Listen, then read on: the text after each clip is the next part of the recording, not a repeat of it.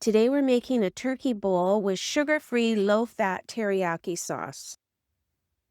We'll start by making the sauce. Add half a cup of water and a quarter cup of soy sauce to a saucepan.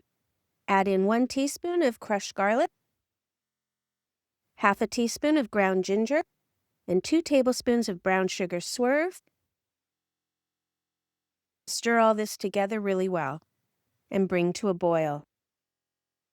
Add in 1 tablespoon of rice vinegar. Add in quarter teaspoon of xanthan gum to a half a tablespoon of sesame oil. Mix this really well till it's a slurry and then add it to your sauce and continue to boil. Brown your ground turkey with more garlic and green onion. Add your rice cauliflower to your pan and stir fry until soft.